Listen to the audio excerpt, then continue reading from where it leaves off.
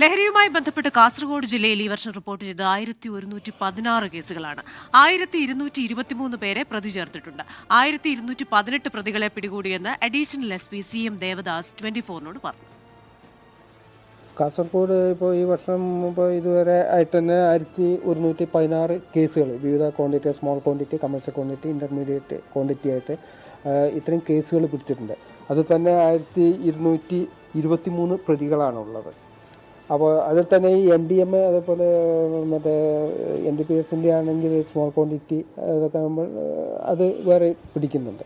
അപ്പോൾ നമുക്ക് ചെയ്യാൻ അതിന് വേണ്ടിയിട്ട് നമുക്കൊരു ഇതുണ്ട്, സ്ക്വാഡുണ്ട് അതിന്.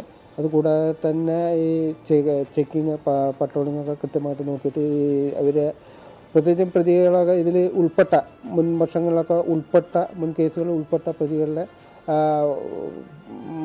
ഡീറ്റെയിൽസ് അവരുടെ കോണ്ടാക്റ്റ് എല്ലാം നോക്കി വെരിഫൈ ചെയ്തിട്ട് അങ്ങനെ ഫോളോ ചെയ്തിട്ടും കുറേ ഇത് പിടിക്കുന്നുണ്ട്, ഇൻഫർമേഷൻ കളക്ട് ചെയ്തിട്ട്. കൂടാതെ കിട്ടുന്ന ഇൻഫർമേഷൻ പല രീതിയിൽ ഇൻഫർമേഷൻ കിട്ടുന്നുണ്ട്. ആ ഇൻഫർമേഷൻ്റെ ഒക്കെ കൃത്യമായ ഫോളോ അപ്പ് ഉറപ്പ് വരുത്തിയിട്ടാണ് ഇത്രയധികം കേസുകൾ പിടിക്കുന്നത്. ഇപ്പോൾ കഴിഞ്ഞ വർഷത്തെ അപേക്ഷിച്ച് ഇപ്പോൾ തന്നെ ഒരുപാട് കേസുകൾ പിടിക്കാൻ കഴിഞ്ഞിട്ടുണ്ട്. ഇത് പോലീസിൻ്റെ മാത്രം കണക്കാണ്. ലോകത്തെവിടെയായാലും ഏത് സമയത്തും 24 വാർത്തകളും ഓഗ്മെന്റഡ് റിയാലിറ്റി പാക്കേജുകളും എക്സ്പ്ലെയിനറുകളും വിശദമായി കാണാൻ ഞങ്ങളുടെ YouTube ചാനൽ നിങ്ങൾക്ക് സബ്സ്ക്രൈബ് ചെയ്യാം.